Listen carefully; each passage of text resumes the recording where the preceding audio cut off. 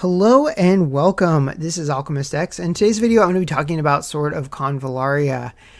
So just my overall first impressions of it, I do like the game a lot. I want to say that right out the gate. I really enjoy it. I've played it quite a bit. I just got my account to level 30, and I've got some units that I wanted to get. I'm going to get Rawia in the course of this video. And then at the very end, we'll get one more unit, which I'll talk about that because I want to talk about just the game as a strategy game. Do I recommend it for Tagatame players, etc.? I do want to talk about the gacha, which I think is the worst part of the game. Just the gacha / monetization. I think that it's bad. It's not without merits in some places, but I just don't really like it. I'm also really concerned about the release schedule for the game in its attempt to catch up with the Chinese server. But overall, as a game, I think it is very, very solid. It's got all of the typical gacha game things for a strategy RPG where you go in, you do maps. That main mode is the Fool's Journey. You do the stages. It's got the level up materials farming stages. That's all pretty common gacha fare. If you've watched my videos on Tagatame, you've seen very similar types of things. And then there's the Spiral of Destinies mode, which is unlike anything that Tagatame has, but it is similar somewhat to Aster Tarticus's main story mode. And luckily for Sword of Convallaria, it's not the only main mode. And you can also back out of it if things are not going the way you want them to. It does cost an item, but that item is so far, especially given the honeymoon phase of the game, they've given those items out quite a bit, and you do get them on a regular basis, so I wouldn't worry too much about that. And it's long. I still haven't finished the main quest for it yet. I haven't gone super hard into it, but I'm like 20, 22, 23 weeks in to the game. I did get to a point where I could pick one of 3 factions, and I did that. But otherwise, I haven't finished it yet. It's been really, really fun. The cool thing about it is that it's instanced. You can take some of your gacha units into it, but they're basically restarted at level 1 with no gear. So you get access to their kits, but they might end up different than how you normally raise them because the way that you do everything, like getting skills, getting gears, all that is different and self-contained. So it is nice because I will say this game is pretty rough when it comes to stamina, especially it'll seem fine and then you'll get to rank 26, 27 or so, and then suddenly you'll feel like you hit just a giant wall. For me, getting from 27 to 30 felt like it took longer than from 1 to 27. I don't know if that's actually true or not, but that's definitely what it felt like. But having a mode, if you're still really hungry to play the game, a mode that doesn't use stamina at all, I think that is pretty nice. And I think that's definitely something that Aster Tarticus really didn't do well. Because the main story for that game, you're stuck in it. If you ended up not liking your playthrough, I think they didn't even have access to a secondary playthrough on release. It wasn't something you could really back out of. Maybe you chose one of the characters to be your gear something gestalt shift. I don't know, something like that, whatever the term was. And you went down a path you didn't like. You're just kind of stuck with it. And I think that is definitely unfortunate. And aside from having bad gachas, another nail in the coffin for that game. Although given the marketing for it, I'm not sure how much really could have been done, which is a shame because that game was very beautiful. I hope a game in the future is 3D cel shaded like that uses Jiro's art style because it looked fantastic. So now this game is very, very different art wise, but in terms of the substance, fairly similar. Definitely harkens back to an age of especially Tactics Ogre. I'm very fond of this game's visuals because it reminds me quite a bit of one of my favorite games that I have ever played, and that was the Game Boy Advance game Tactics Ogre: A Night of Lotus. I don't want to talk about too much of it because the game itself is kind of it's the way that it relates to the original Tactics Ogre is very, very interesting, and it involves my favorite character in the Tactics Ogre verse. And a lot of aspects about this game, how it does its storytelling, it does remind me of that. they're not 1-to-1 because this game doesn't have a class system in the same way. It's more like the characters are the classes, but a roll rock paper scissors versus an elemental rock paper scissors is not too different. It's a little interesting in this game because it's very asymmetrical. Like there's the typical, red, blue, green rock paper scissors, but then there's also the light beats dark, but dark doesn't beat anything, but dark in general tends to have very, very like good modifiers and stuff to make up for it. You just have to watch out for those light ones that have a strong modifier against you. So yeah, that is definitely something very, very interesting. But yeah, so I have a decently leveled account. I've gotten 3 5 stars from the gacha. I'm kind of done with the gacha for a long time for now, which is good. So the next thing I want to talk about is how I approached my account as far as like whether or not to reroll, and the gacha system, how it works itself, and why I think it's not so great.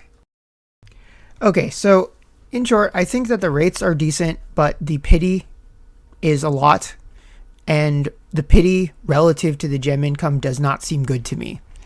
Now, there are some mitigating factors here. One is that if you don't care too much about the gacha, you just want to get what you get, raise the units, you'll be fine. You don't have to worry too much about tiers. Like if you're not worried about being at the top of PvP, you just want to play the game, clear content, raise the units that you like, I think you'll be just fine. If you want to be, say, a light spender and you're very, very targeted, I think you'll be okay too. You might find it a little frustrating how much gems it takes to really guarantee a character if your luck is very bad, but you'll be okay. You can just really focus hard on the characters that you want to get and stick with that. Now, the people who are going to run into the really big problems are the people that really want to get a lot of characters. Like if you want to try to get every new character that comes out, you're going to have a really hard time. There's a lot of characters at launch, and there's only going to be more incoming. The banner durations are going to be short. I'm not convinced that the gem income is going to be proportionate to the accelerated rate. They're basically trying to get to a point where they're less than a year behind the CN. They want to be closer to like 6 months or something. They've said that they're going to facilitate that with gem income, but I'm really not convinced because it seems like even in the best scenario where they're not worried about that, it seems pretty low. So there's tons and tons of videos about the summons, the banners, gems, etc. But just real quick, there's a banner specific pity, and that is 180. So you can't go more than 180 pulls without getting a featured rate up. So on the debut banner, for the new characters, that's just them. So you're set. It's going to be 180. It's a little worse if you're going for the double banner characters, just because, yeah, you can only go 180, but it's also might not be the one that you want. Like if you wanted Dantalion right now, and then instead you got Samantha, then you got to start all over.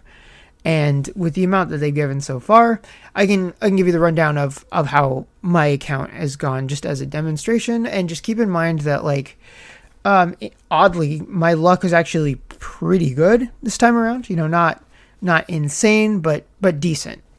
And that, as you may have noticed, Gloria is on this account, and you probably also seen Beryl. Now, I did not reroll. I wasn't really sure if I wanted to do that or not. And then I got Nona Will as my very first on the beginner banner, and I was like, well, she's pretty cool. I like her design a lot, and she's good to have. I was very much hoping that I would not get a defender type character from the beginner, and that did end up happening. And then I decided I did want to pull on the Gloria banner. I wasn't sure how far I wanted to go on it, but fairly early on into it, I think 30 pulls in, I got Beryl, and I didn't have a really established destroyer character. She's considered meta, just in so far. You'll see this everywhere on YouTube, but Gloria, Cole, Beryl, and Inanna are considered the meta reroll units. This is the kind of game where I don't think you need to stress that all that much. I mean, having a universal support like Gloria is definitely very helpful, but I did the game from account level 1 to 30 without her, and I did all right. It was cool. I definitely kind of just like her design. I like her kit. It's kind of fun. So far I haven't really played with a unit that functions like her. So she's definitely very good. I think if you're going to go for a limited unit, try to get universal support because you'll get the most mileage out of it. But you've heard me say that across multiple games. That has not changed. So in total, on the Gloria banner, I did about, it was either 110 or 120. I can't remember which 10 pull it was, but let's say it was 120. So in that time, I did get Gloria. That was the last time. I'm not going to pull out anymore. I don't really have a reason to. I got Beryl, I got Alexi, and then I finally got Gloria. So you have a 50% chance just anytime you get a legendary of it being the rate up. So I had to lose two 50/50s and then finally got her on the third one. It was not guaranteed because I wasn't at the 180 yet. So I think that's not so great because, say my luck was a little worse, I'd still not have her. I'd still be like 50 or whatever pulls away from that guarantee, and I'm not sure that I would get enough gems from that like before the banner expires. And to me, that's not a good sign. I would hope that, given that the game's starting out, it's in the honeymoon phase, that I would definitely hope that they would get you enough to get the current rate up character if that's what you wanted to do. But it doesn't seem like that's the case. And then moving forward, you have to be even more selective. So luckily, in the case for me, I am being selective in the case of, with all of the legendary characters you get for free, you get like the main sort of Convallaria party totally free, just doing milestones. So that's great. And then I got the few that I got from the Gloria banner. I am not going to be thinking about the gacha for a while. There is one more thing though, and I will talk about that while I do the last milestone to get Rawia. Okay, so the last thing I want to talk about was money and cash shop stuff. So as far as frame of reference goes, if you play any of the Hoyo games, you'll see a lot of familiar territory here. A lot of this stuff is starting to become just standard gacha stuff. So, monthly pass where you get a small trickle of gems can be decent. Definitely as far as bang for your buck goes, it's good. I think it's better for most people to keep their spending small. So if you want to support the devs, that's a good way to do it. Battle pass is another way.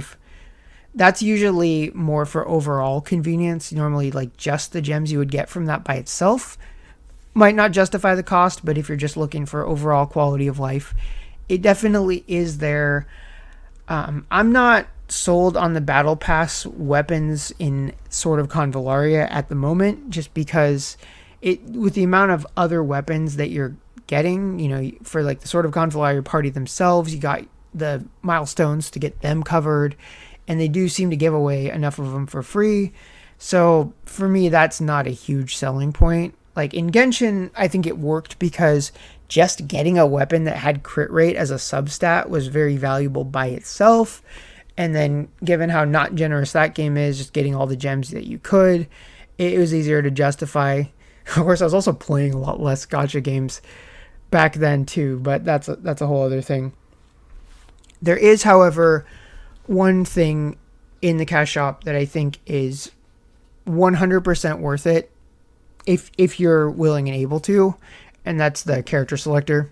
Honestly, I think if Genshin had one of those at launch just for the standard characters, that would have been crazy. But yeah, you can pick a non-limited character. It costs like for me it costs $31. That's in the US. I'm not sure how that's going to change for people across different countries, but about 31 USD. And you can just completely factor the gacha out of the equation. If you were to buy the equivalent amount of in gems, yeah, you'd be able to take that premium currency take that paid currency, convert it into regular premium currency, get double the amount. I still don't think that would be worth it because you could do those pulls and just get no legendaries. So getting not only a legendary but the one you want, I think 100% that is the way to go. That's ultimately what I'm going to do, and then I don't really want to spend money on anything else. I think I'm going to be okay without the monthly pass, and then without the battle pass, it'll make progress a little bit slower, but I'm okay with that. This game has pretty harsh stamina gating. Like, I have like 5 non-expiring stamina potions, and then a couple ones that will last for like a week. And so as far as the non-Spiral of Destinies part of the game goes, like, there's really only so much I can do.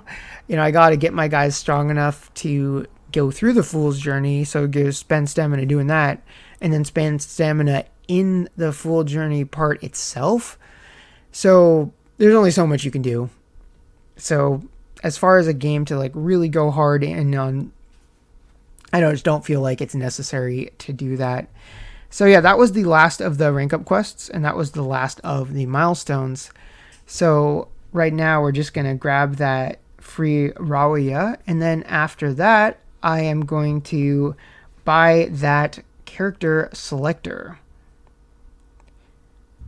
And there is Rawia. Fun fact, she is my first legendary breaker. I mean, I've been alright with the ones that I've had on the epic tier because they're pretty good, but I think Rawia is cool. Alright, on to the selector. Alright, so let's jump into the shop here. And yeah, we'll go for that. And go for that. And so do I choose them now, or do I have to go into... okay. Here we go. Well, I'm sure some of you can probably guess who I'm going to choose. If you know me, I'm a big Rathalos person when I'm not being a Northern Pride or Lost Blue person. But definitely 100%. Oh, that's just a preview. But 100% choosing Dantalion. I just have to figure out how to use it. It's probably in inventory. Yep, there it is. So you can get one of these for free. It'll just take a million years because the shop that has it, it takes quite a bit of... Basically, it's like the summon coin shop, or not summon coin, it's like the soul coin shop in Tagatame, where you can take excess shards for characters you've already max limit broken and turn them into this currency, and you can use that currency to buy a selector, but it costs 70k.